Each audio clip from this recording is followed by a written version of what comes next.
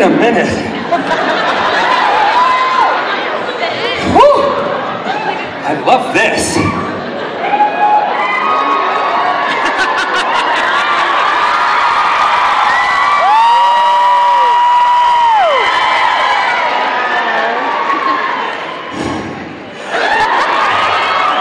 Honey, I don't care what's in your underpants, you can go fight for me anytime.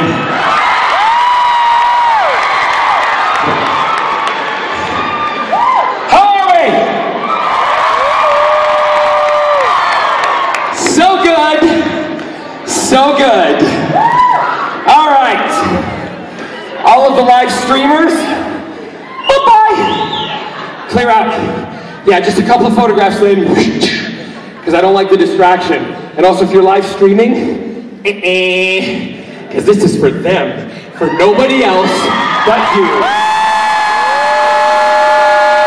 Because if you didn't come to Salt Lake, you ain't seeing Wonder Man.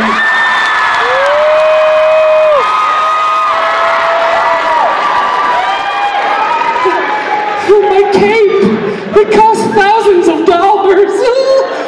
We'll put it here, yeah? So how many know I turned 50 this year? I turned 50.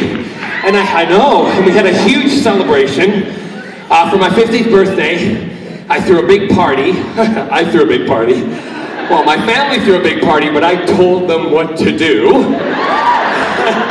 And we invited all my friends and family. And the lovely Stephen Amell said to me, Stephen Amell, Wonder Man. Shoot that poison arrow through my heart.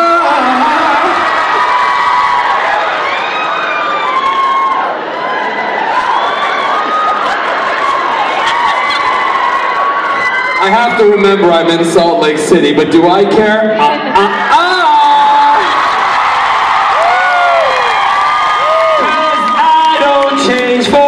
Anybody. My birthday party, I'm standing, and I said to Stephen, he said, look, if you have your birthday party and I get an invitation, I will be there. I went, oh, because all of my birthdays over the last 20 odd years have been spent on a set of a television show, okay? But this one, I was at home. I was able to have a birthday party. I was like Dorothy in The Wizard of Oz. I went home, Annie. So Stephen said he'd show up, as did a lot of other people, but he said, I promise you, this is 5 years ago on Arrow, he said, I'll show up and I'll deliver your birthday cake in a Speedo. I was like, okay, you're on. I went to the producers and I said, for my 50th birthday, if I don't have the time off, I will kill you. So I had the day off. I first spent some time with my nieces and nephews, and on the day of my birthday, I took them all, do you call it quad biking or four-wheeling? Four-wheeling. Four-wheeling, yes, that's right, because you are a real outdoorsman up here, yes. There are real cowboys in this town. And I know how to ride. A horse, you naughty people. How are you down there? How are my signers? Yeah, you doing good? Where are all my deaf friends? Where are they? Everybody applaud for my deaf friends? No, shut up! Don't woo! They're deaf, they can't hear you! Just everybody, yeah, that's it. Like jazz hands. I love deaf jazz hands are the best thing in the world. When you're feeling bad, that you do jazz hands! Anyway, so I said I can ride a cowboy, but I like to ride horses because some of them are hung like donkeys. Wait, that was really quick there, Mr. Signer. How do you sign hung like a donkey here in Utah? Whoa! That was a... Wait, let the lady show you. Stand up, girl. Show us how to sign hung like a donkey. It's like she's passing out, you know, funeral potatoes.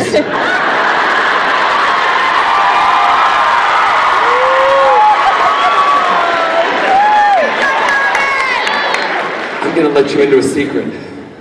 John Barrowman loves funeral potatoes.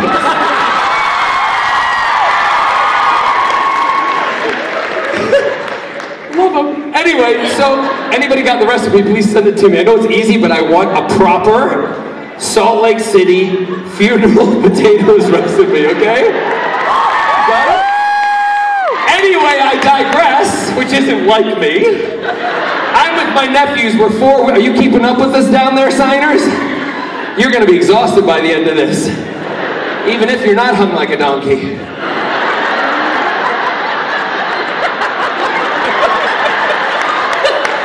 Now he gets it. So I'm standing with my nieces and nephews, and we're at the quad bike place. I've been there before. And you all know for my 50th birthday, I shaved my head, right? Yeah. And I went gray, because I am gray underneath this fake color. Yeah. So I thought I want to see what I look like with gray hair. I thought I looked pretty good.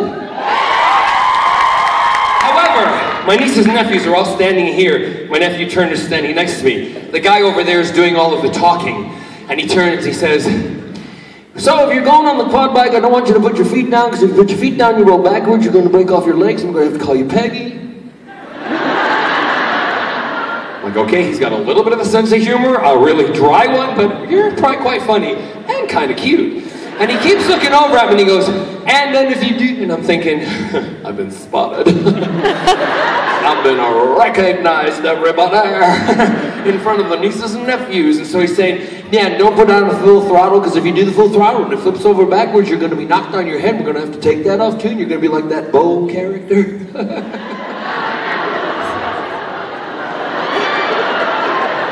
I like him even more. And then he turns and he says, so if you're going to do the throttle and you go down the hill, make sure, and he looks at me, and I look back at him, do the cock of the head, and he looks and he goes, just make sure when you put your brakes on, you do it all at once, because you don't want to flip forward, because you don't want to, look, I get a, you know something? You look just like that guy from television. Yeah, the guy that plays on Doctor Who and the Arrow show. Except a lot older.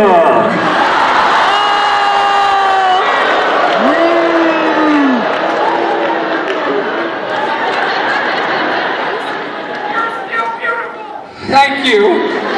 My nieces and nephews went like this.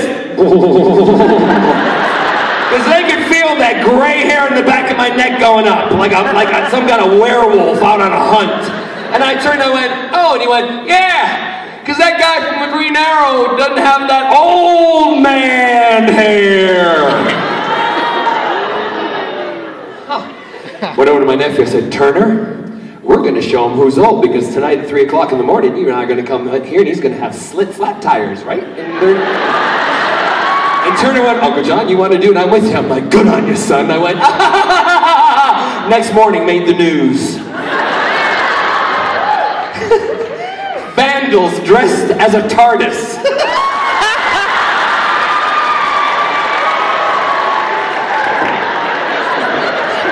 How do you like my gray hair now?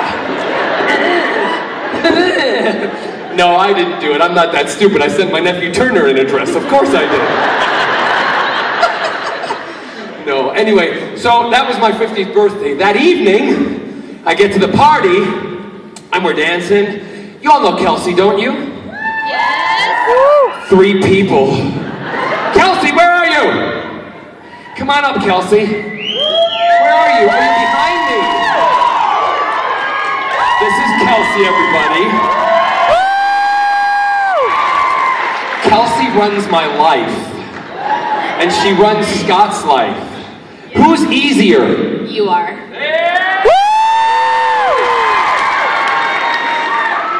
That's because I write the checks. So, we are at the birthday party, I'm dancing, and Kelsey comes up to me and she goes, you gotta sit down. I went, why? I'm dancing, I'm having a good time. She said, no, sit down. It's time for the birthday cake. I'm like, oh, okay. She goes, you're gonna love this. I had forgotten.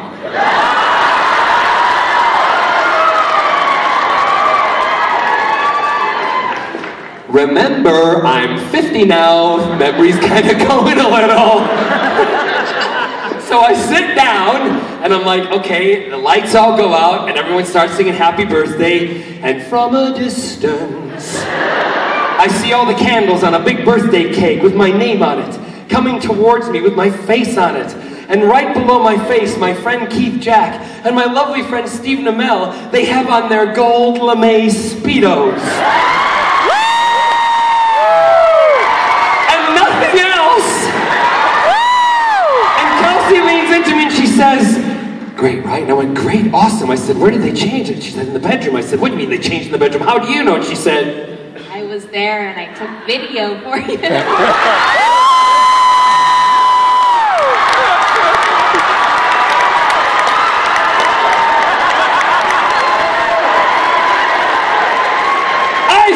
Christmas and my birthday had come! Bonus! So I went, you're joking? She went, no. They were doing push-ups in your room on top of each other. I'm like, what? She's like, really? They were... It was amazing. I said to her, that's what Scott and I do on a Friday, and they're not even gay. I love it! So they're walking out, and bless their hearts. They're walking out and they're meant to have, you know, JB written on their chest, but my friend Keith's dyslexic. What did they write? BJ! I thought it was Christmas again!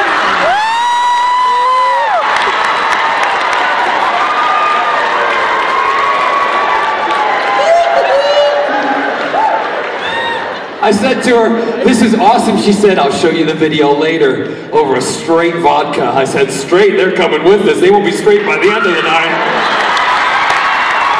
I have anything to do with it. So Kelsey then went off and I went into the bedroom just to check that things were okay. And I walked into the bedroom and what did I find on the floor? Lipstick.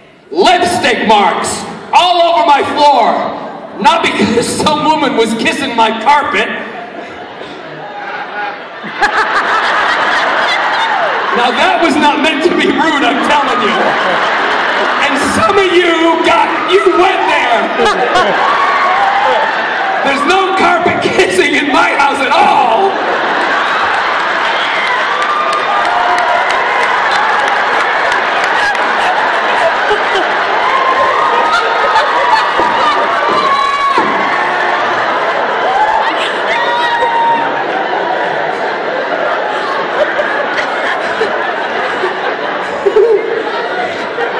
I'm blushing. I've just wet myself. I love you. So I go in, and it kind of blows the rest of the joke, but I'll tell you it anyway. I go in and I went, who has been in my, why is there lipstick on my carpet?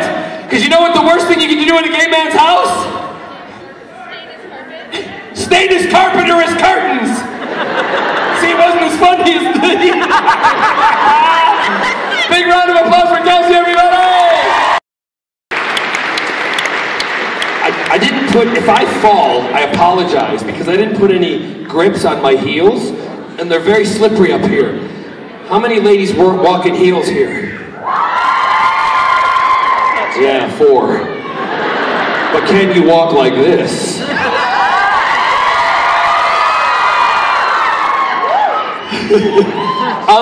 Do we have any men in kilts here today?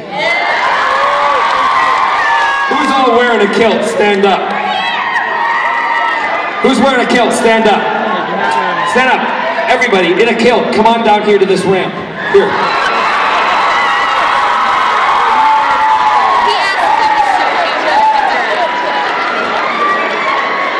I knew you would be here. You got like snapped underwear that's ready to fly off. Right on here. Come on up. Come on up with the kilt. Come on up. Everybody come on up. Don't hurry, people. Walk a little faster, get in a line. Over there, write a big line across the stage. Good afternoon. Good afternoon. You're not in a kilt.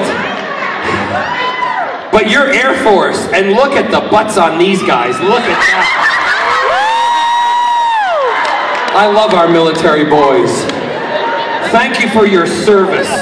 Yeah. And I'll give you my service later. There's too many to fit. Scooch down. Scooch down. I know you like a lot of space. Okay, we got kilts. We got all sorts. That's not a kilt, but you can stay.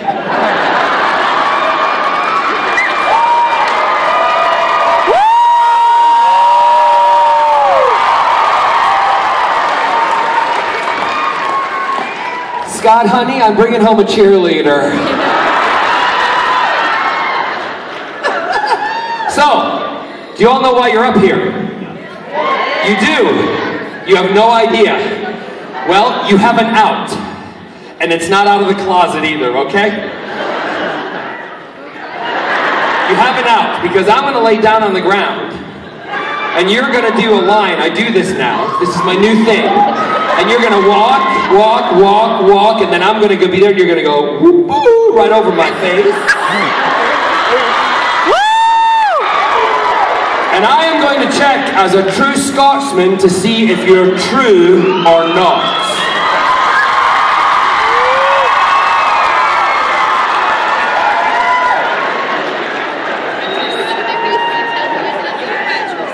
All right.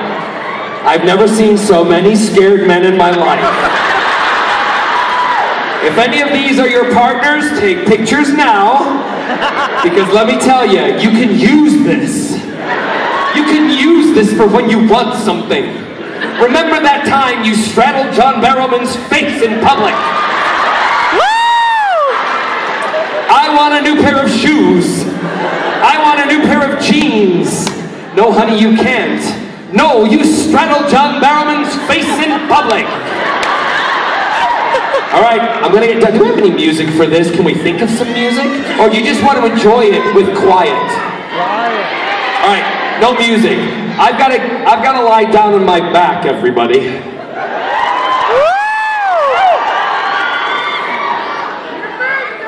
No, put that away, because they let them do that, yeah.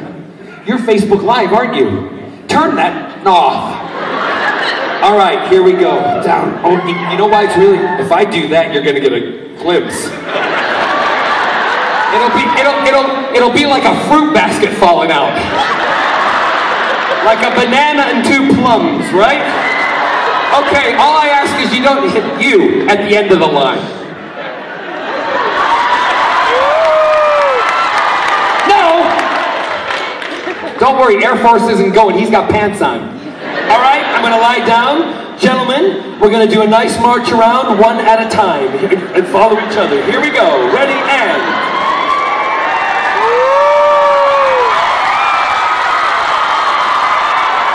Oh, my. Keep it coming. Come on, guys. Keep it coming. I can handle more than one. Oh, my.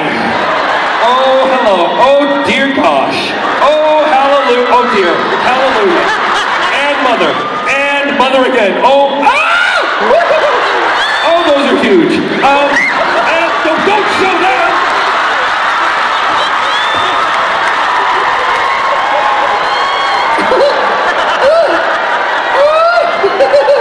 Oh, Sailor Moon. Oh my God. Oh, it's like, oh, there you go. And hello.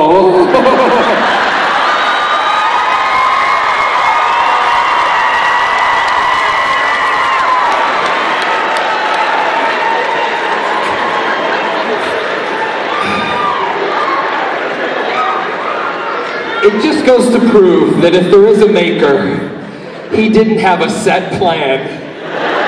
Because everyone is different in shapes and sizes.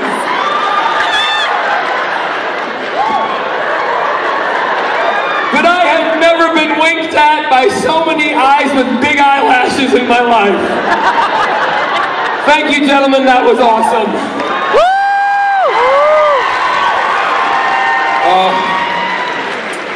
Are these my questions over here? They are. Where are they going to go? Right to the middle. Can we just kind of line them up? Can we do that? Can we bring them forward and then sit them down so they're on the ground? Okay. Rather than stand there, because we'll have to wait for them all to walk over. See, I'm a little bit of a control freak. Have you got that yet? Can I take off my star? Yeah. I didn't show you that there's a big star right in the middle here. Did you see that? Shut up. So, I like to take questions. You know me, I like to feed off of the questions. I'll tell stories in between, all that kind of stuff. I think the first gentleman here, we have a deaf or hard of hearing. How are you, sir? You're deaf? I'm deaf. Yeah, great. Okay, so what's your question? Okay, so I've seen your YouTube that you put about making the deaf for a day, right? For your nonprofit organization that you benefited. And I kind of thought about a service dog from that. And so looking back, for being deaf for the day, 2 parts. Would you do that again, want to be deaf for a day? Of course I would, and the reason I would do it, again, is because I learned an awful lot. My sister and I have written a character in one of our books, and the one thing that we wanted to do, his name is Zach, and Zach happens to be deaf. But you don't know in the first half of the book that he is deaf, because he communicates with telepathy with the other characters. The book is called Hollow Earth. We did not want to make his deafness something that defined his personality. We wanted his personality to come from him, his physicality, his fun, his youthfulness, from the inside, not what he was signing on the outside. So we made a point of that. I would go back and do deaf for a day because although I still could hear certain things, this is what it sounded like when I went deaf for a day.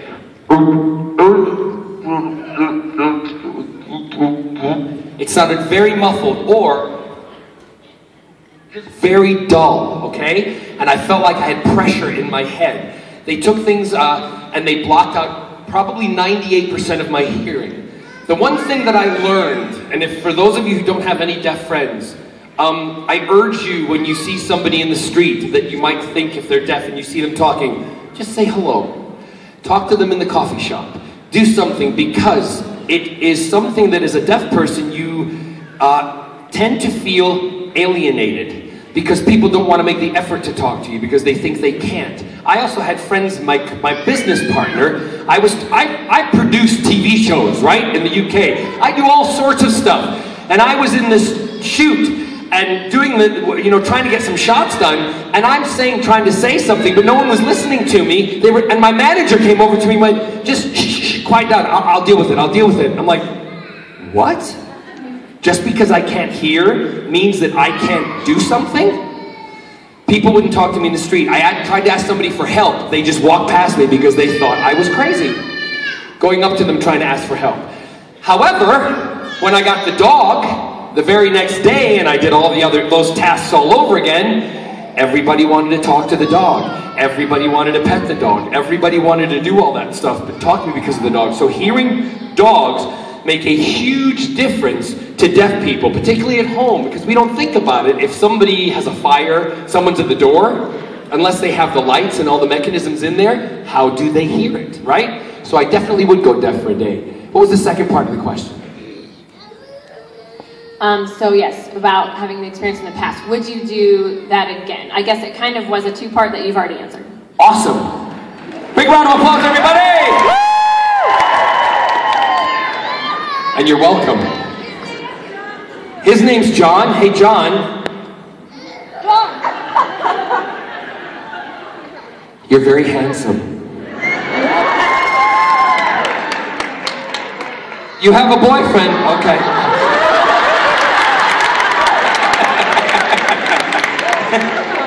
Ain't he lucky? Yes, young lady. Hi, I was wondering your thoughts on there being a female doctor. Oh, it's really heavy to be getting here in Salt Lake City, isn't it? First, tell me. No, wait. I'm not done talking to you. Don't send them away till I finish with them, yeah? Because I'd like to see who I'm talking to. Thank you. Yes. What do you think? I think it's great because like women equality, but at the same time, I'm used to the doctor being a guy, so it is a big change, but I'm not mad at it. I'm so glad you're not mad at it. And you know the reason we're all used to the doctor being a guy is because he always was a guy. And when the doctor was created back in the 50s, it was a TV show and an organization, the BBC, which was a very misogynistic organization run by a lot of men. Now things have changed and girl power is huge and girls are stronger than ever. And the fact that a lot of people are upset that it is a girl, there are no rules as far as I know in the Gallifreyan text, which I'm very familiar with. The Gallifreyan rules don't state that when a doctor regenerates that it has to be a man. Missy. Right? What? Missy. The master turned into Missy. Yeah, of course. So my point is, if it does, when it, you know, maybe they did it to be more politically correct, but I don't think so, because the one thing that when Christopher Eccleston regenerated into David Tennant, the best doctor ever.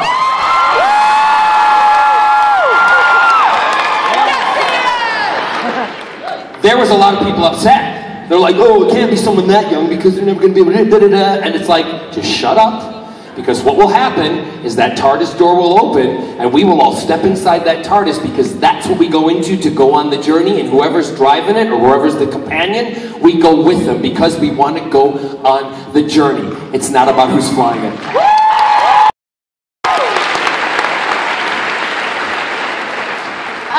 And I would love to meet the new doctor because I think Captain Jack would love her. Yes? How do you feel about when you filmed the second episode of Torchwood, the first one where Gwen was actually with the team, not where she had found out that the team existed? Okay. I was frightened that you were talking about episode 2 there, and how old are you?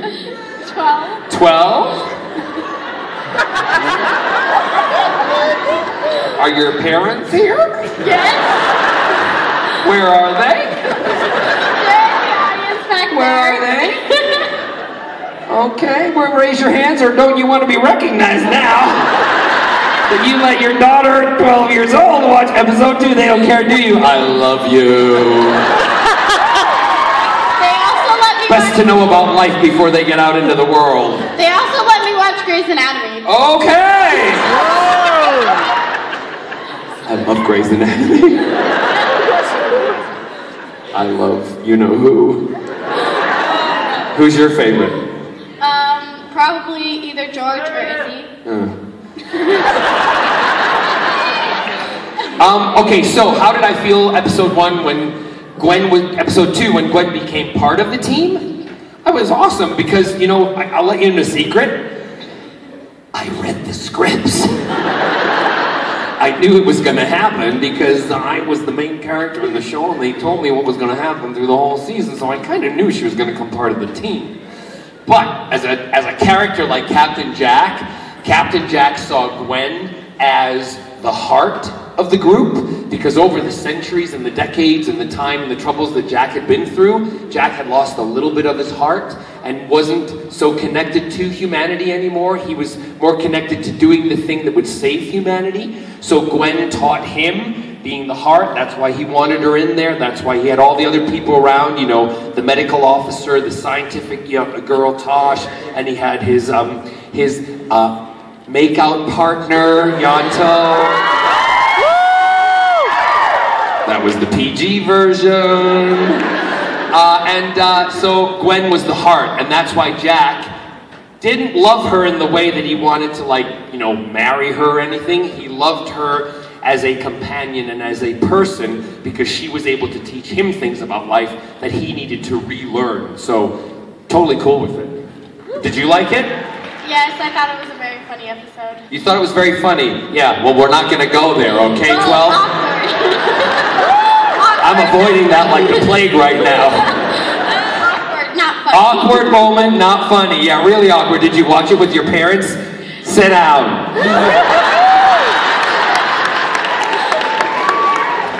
I am not talking with a 12-year-old about it. Sit down. Look at me. Hey, sit. I love you, but sit down.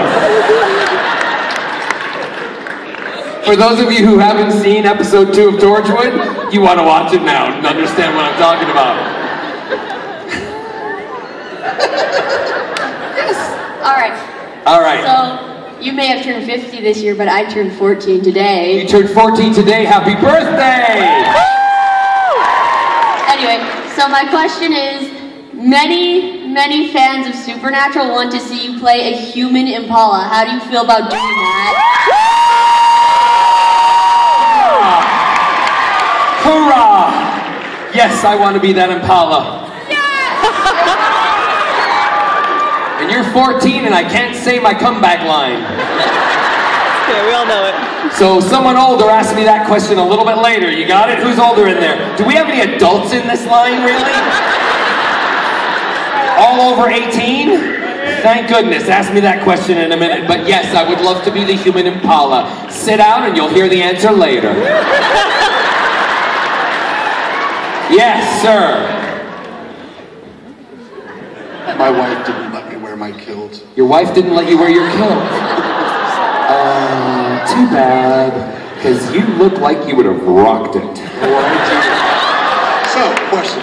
Yes. We've seen a lot of Hold that mic closer to you like it's me. There you go. I wasn't holding it at all, but okay. Oh, don't go on, come on!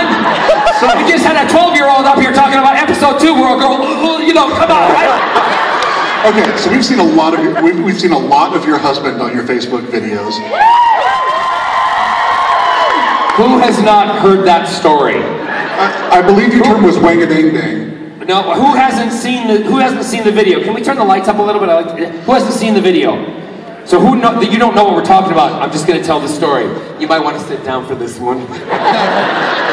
So for those of you who haven't seen it, I was in the jacuzzi. It was on Facebook Live, and I'm talking like I always am. And at my house, we go in the jacuzzi and we walk around naked. Okay? It's our own home. We can do what we like in it because you're not going to take away my First Amendment. Anyway.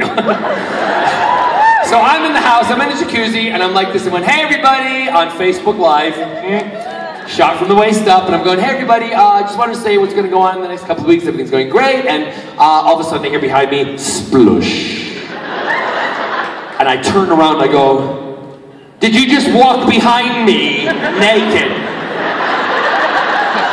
My husband Scott goes, mm-hmm. And I went, you do realize, I'm still recording, I am on Facebook Live with about 6 million people, and you just walked behind me and showed them everything. He went, yeah. I just saw Jungle Book. It was really awesome. I don't care about Jungle Book because now everybody knows you are the king of the swingers.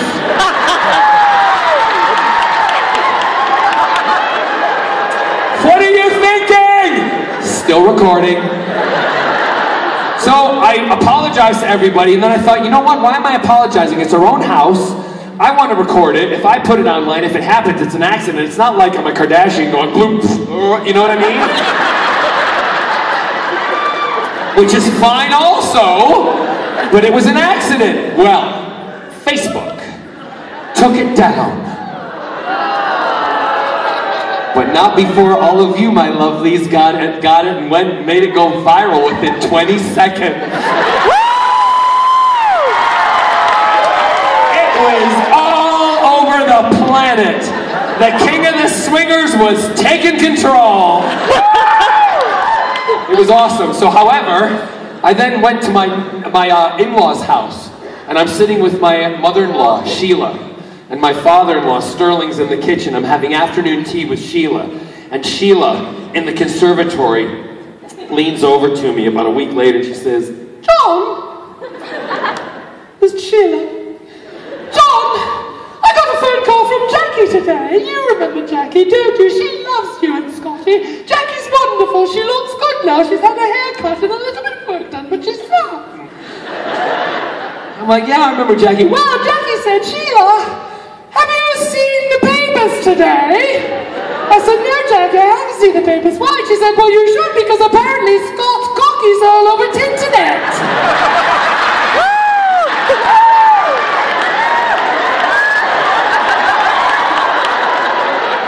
I about threw up a cucumber sandwich talking to my mother-in-law like that.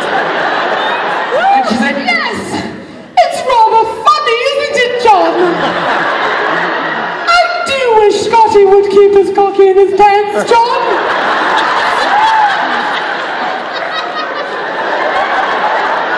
And she ain't talking about a male chicken either.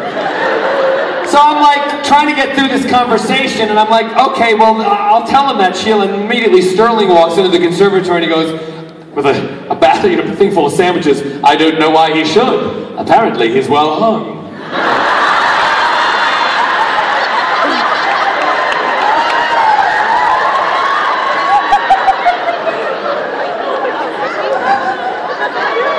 He looked at me like, really, again? Yeah, so that's the story of my husband in the jacuzzi. Well, the segue was, when are you going to bring Scott to one of these so we can ask him what you're reading up? And also, a couple years ago, I had you embarrass my wife using your Scottish accent. Can you do that again? No. Go on yourself, said, didn't you, big man? No, I bring Scott to certain ones. At the moment he's with his parents, he just took them to Turkey. It's like on the list of places not to go at the moment. Maybe there's a reason he took his parents there.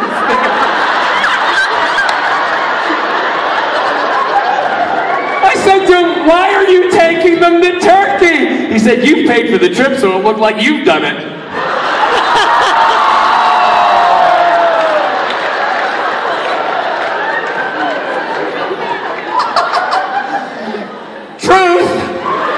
No, he took him to Turkey and he's spending time with him because his dad is 93 and his mom is in her late 80s and he wants to spend a lot of time with him. So he will come to these things. In fact, I was telling him this time, I said, next time I'm back in Salt Lake, you have to come.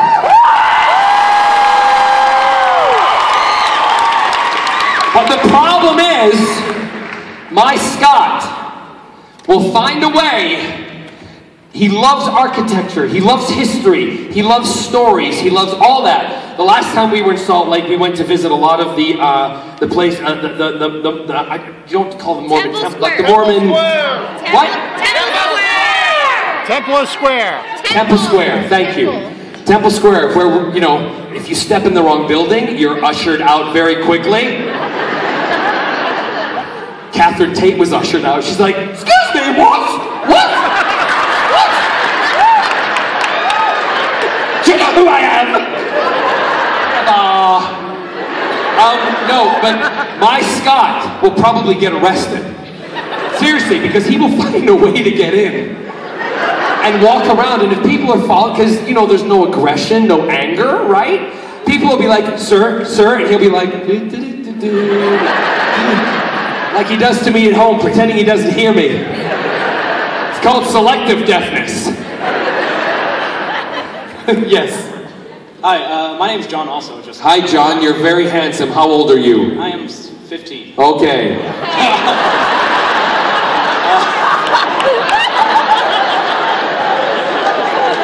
Okay, you make a very wonderful Captain Jack. Okay, I was wondering. Turn around and show. Can you all see him on the camera? Okay, you got the hair right. I'm not going to let you talk. Go ahead. When you're shooting an episode of any TV show you've been in, what has been the hardest thing to do in preparation for that?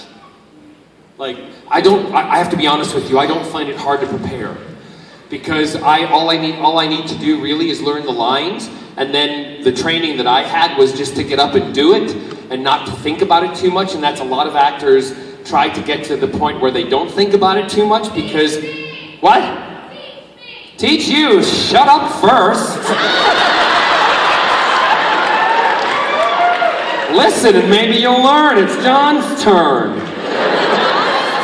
So the thing is to be able to let go enough that you're just delivering the dialogue like it's truth, right? I don't seem to really have a problem with that. However, when I do forget what I'm saying, that's when it all goes crazy. Because I'll be doing a dialogue and all of a sudden and then that inside voice goes here and says, you forgot what you're supposed to say. And I think, yes, I have. So I try to make it up. And it comes out like Waterford Crystal Biscuits. And then you have other actors looking at you going, what? And the scene goes out the door. So I don't find it hard the preparation. I find hard...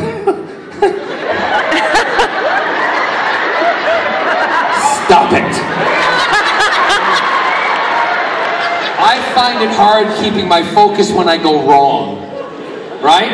And that's a big difficulty. Are you an actor? A little. I'm in Fiddler A on the little Roof actor? right now. You're quite tall looking to me, actually. I'm in Fiddler on the Roof right now. You're in Fiddler on the Roof?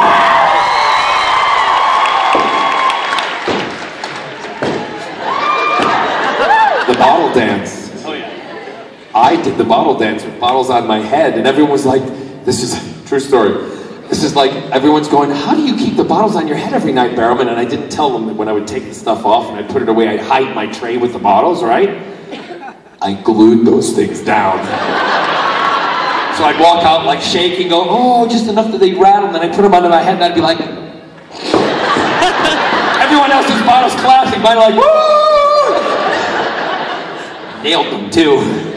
Yeah, so do you sing? Yeah, model. You what? I'm model comms oil on the play.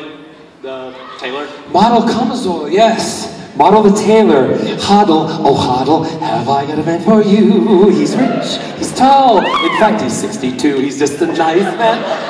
Sing a little for us.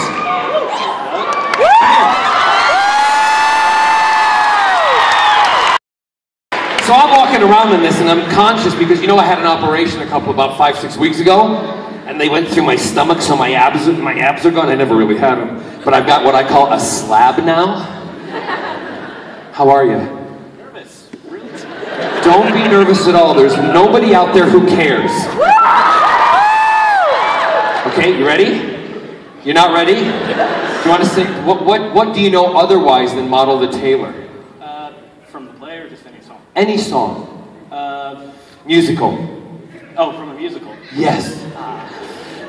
Yeah, I only know really my song. Okay, sing your song then, just a bit of it.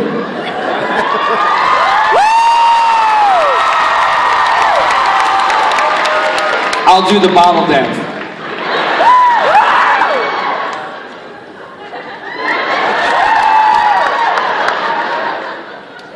When Moses softened Pharaoh's heart, that was a miracle.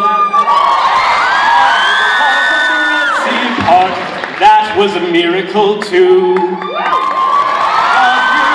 large and small, the most miraculous one of all is that out of a worthless lump of clay, God has made a man today. Well done.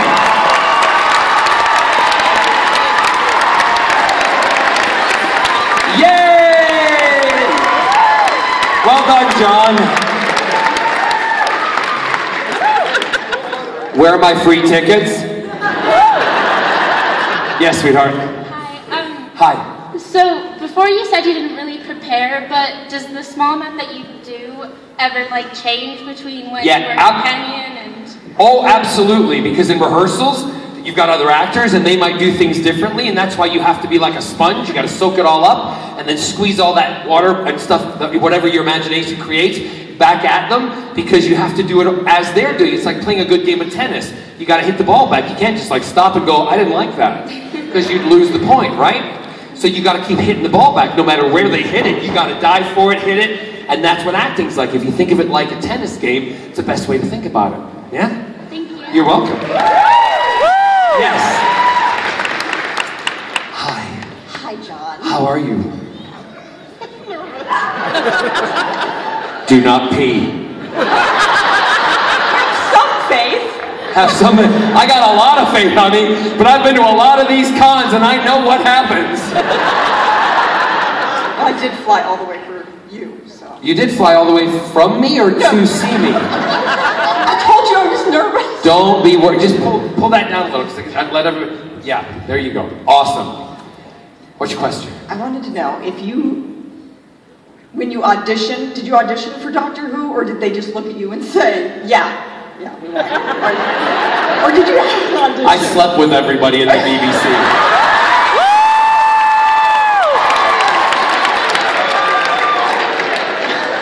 Literally went home and just slept with people. That was it. Did nothing bad. I just put my head on the pillow and went, see you in the morning. I want the part.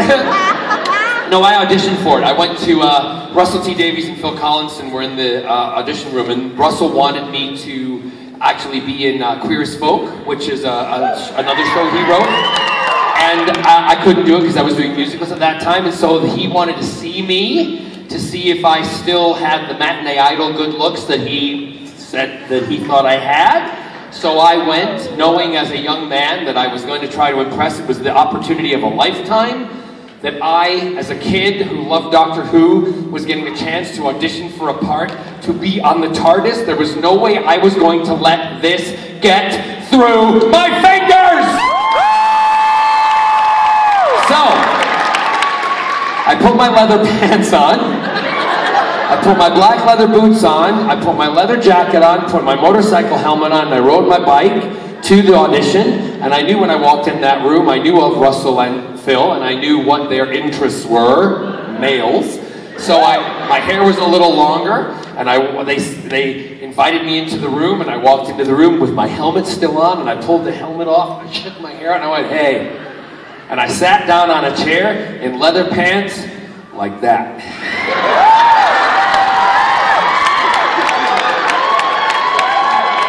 Now, I then proceeded to read Captain Jack as an American, as a Brit, as a Scotsman, and then when I finished, they said to me, is there anything you'd like to say? And I passionately then said to him, to both of them, not many people take a risk in musical theater, people, to be on television. But I can guarantee you that if you take a risk in me, I will do the best job ever, because this show is something more than special in my life. And it means more to me, and it would change my life if I could play this character and be on the TARDIS. And Russell and Phil later said to me that, not only with how you read the character, but that sealed the deal, because every single one of them were passionate about the show and wanted people who were passionate involved. They also told me that they couldn't take their eyes off my crotch when I was in the audition. They said, did you know how you were sitting? And I went, do you think I knew how I was sitting? Because if you go back to the first time you meet Captain Jack Harkness and he's wearing some of the outfits, if you notice, later on, he's wearing black leather pants. Those are my leather pants that I wore to the audition. And so are the boots. Because I wanted to make that. See, these are little things that are my quirks that you guys don't know. And they're like, but what if the leather pants get ripped? I went, they won't, because these are special. And I, to this day, still have those leather pants and those boots.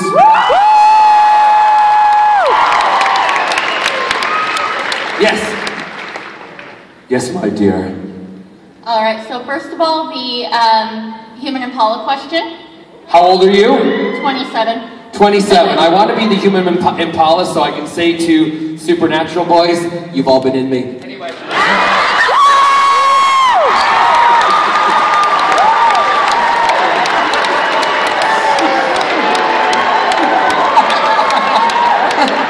Remember, they've been in a car.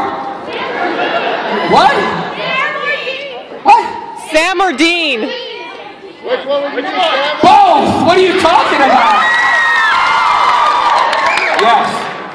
But my actual question was, I know that all the questions have been about acting and Doctor Who, but I wanted to change it up a little bit. Do you have any suggestions for aspiring writers, or? Write every day.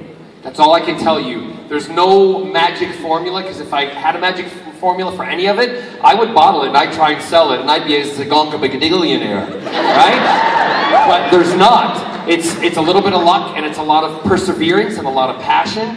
And the one thing that I have learned in my life, and the thing that if I could pass on to you guys, is no matter what you do in life, no matter if you are somebody who empties the garbage cans in the street, or you run a corporation, or you shovel coal into a furnace. I did that in high school to make money. Anything that you do, be the best at it that you can do. And we should never look down on people for the jobs they do, or try to deny them the jobs that they want to do. However, some of them take a lot of luck. Write every day. The more you write, the more you do it, the better you become. Okay? Hello. Hello. How are you? I'm doing pretty well. How Very about you? good, very good. Oh, good. I just had a question. Matt Smith mentioned how the Fez happened because he bugged the writers until they put it in. Yeah. Was there anything that ended up in Doctor Who because of either impromptu or because you bugged the writers until they put it in? Fish and Besides your chips. pants. Fish and chips. Yeah, fish and chips, because David and I were doing a scene and we wanted to eat fish and chips one night, and we decided we wanted to eat fish and chips in the scene, and that was the biggest mistake we'd ever made. because it was awesome for the first take. Fish and chips, Jack, doctor. Take 35, at a different angle. Doctor. Cut. Why are we cutting? I've just vomited funeral potatoes in my mouth. Yeah. So a lot of stuff like that did happen. Also, you know, the watch that Jack wears, all the little bits and pieces, the braces, do you call them braces or suspenders? Suspenders. The suspenders in the belt, that was my idea along with Ray, our costume designer, and a lot of things because I wanted to add. The cat boots were my idea because, and Russell let it, the Range Rover that we drove in was my idea. I wanted something big and kind of masculine. And then every time we had to film in it, we realized how hellish it was to film in. And everyone's like, who suggested this? And I'm like, me. So yeah, a lot of stuff did happen, particularly when you're the main person in the show, you kind of get what you want. Thank you. Listen, we've got about 7 minutes, it says 10 minutes remaining, but there's 7 minutes. Another question, but would you like me to sing for you? Also, before I sing, the Salt Lake Comic Con would love to do a picture of me with you guys behind me. Is that okay? Great. Question, sweetheart. So my question is, what has been the weirdest thing a fan has said or done to you? I cannot tell you that right now. Fans have done a lot of interesting things. I don't call them weird because I don't think we're weird. I think that they're passionate. All I will say is I went home with a box one day with my picture on it. I think I've told you this before. That, you know that rocket picture that Captain Jack sits on? But he wasn't sitting on a rocket, he was sitting on a male chicken.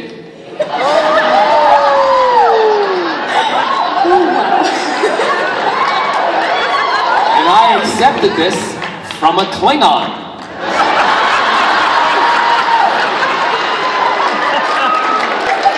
Took it home to my husband, who said, oh, that's interesting, because what I was sitting on was a mold of it inside the box.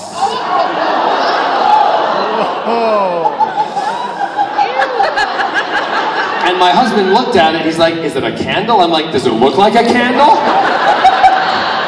He said, who gave this to you? And I went, a Klingon. He said, they are filthy, get it out of the house. One more question. Yes, thank you, sweetheart. Yes, go ahead. I've got the timer in front of me. I know what's going on here. Hi there. Hi. Don't be shy. No. Hi. Hi. So I recently got out of the military, and as a... Hi again? Sorry, I recently got out of the military. Well, thank you very much for everything you did. I just got broken. I didn't do much. You just got broken? Yeah. No, but that's fine. Listen, you still went to serve for our country, and you know what? No matter if you say you're broken, you're never broken to us because you were trying to defend us, and we appreciate that.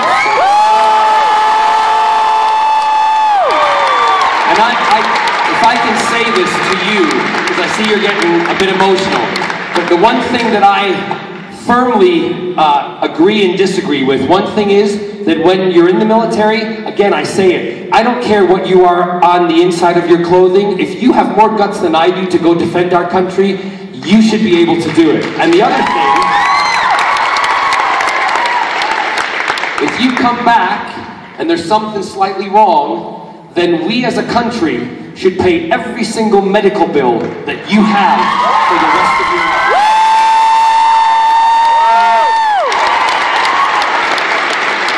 That's my belief. That's how I feel. And I think some out here do too, because you do a great thing for us. So go ahead, sir. Well, thank you. You're welcome. Thanks for the new hip, guys. It ties in, I'm sorry. As a gay woman in the military, you were actually my inspiration as a child. You were the first out character I ever saw on TV, and I was wondering what your experience was like being an out man in the film industry playing, I think you called it omnisexual? Correct. That's what they called him on television, because they didn't want to call him gay right there and then. I didn't come out until I was in my 20s. It was by accident. I was in an interview and I told somebody that I was going back to my husband and my dogs, and they looked at me and they said, "Do you realize you just came out?" And I said, "Well, what's to come out about?" I said, "I'm in my 30s, I'm in musical theater, and I have 2 dogs that are treated better than children." Huh? And I live with a man. What, did you want any more clues? So from that point on, I made a promise to myself, because I realized that I was in a position I could help people. And I then made a promise to myself and my husband, and we both said it: we are going to live our lives with no shame, with no regret. Because, again, love is love, and I don't tell you who you can love, and you shouldn't tell me who I can love. And that's it. Let's just live together happily. So, that's what I tell people. Never apologize for being you. Never. Ever. Be positive about yourself, be strong about yourself, and if somebody doesn't like you, you know what? Screw them. You don't need them in your life. That's it. What was your name? My name's Arden. Arden. A-R-D-E-N. Ari. Arden. Arden. I know, it's weird. That's okay, you're not weird at all. It's different. Stop saying weird. It's from Shakespeare. Lovely to meet you, Arden. Thank you. And thank you for your service.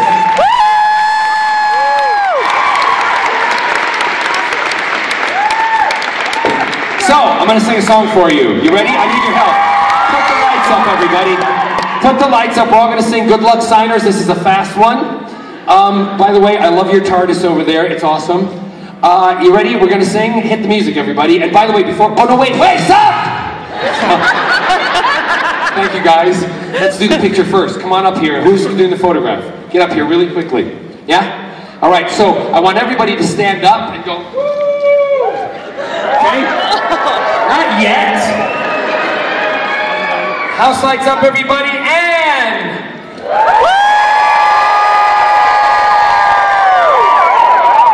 Awesome, we got it. Sit down. Hit the music. Salt Lake City, you know I love you. I will come back anytime!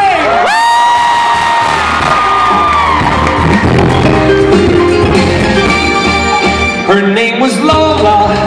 She was a showgirl with yellow feathers in her hair and a dress cut down to there. She would merengue and do the cha-cha.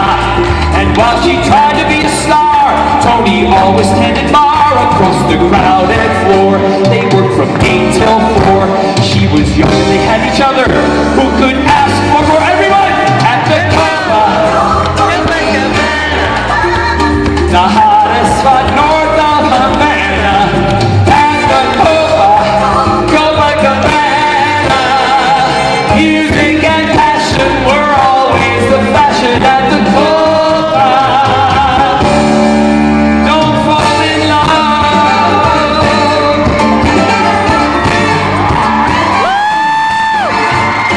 His name was Rico. He wore a diamond. He was escorted to his chair. He saw Lola dancing there, and in a minute he called her over. And Tony went a bit too far. Tony sailed across the bar, and then the punches flew, and chairs were smashed in two. There was blood and a single gunshot, but just who shot? Everyone! The hottest spot north of Havana. At the Copa, Copacabana. Music and passion were always the fashion at the Copa. They fell in love. Everybody dance. This is a long dance break. You gotta help me out.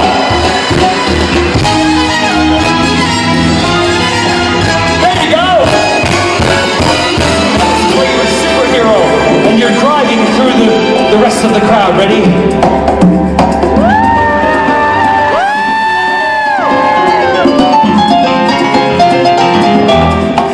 Her name was Lola. She was a showgirl, but that was 30 years ago. But she used to have a show, but now it's a disco. But not for Lola. Still in that dress she used to wear, waving feathers in her hair. She sits there so refined and drinks herself half pride. She lost her youth, she lost her Tony,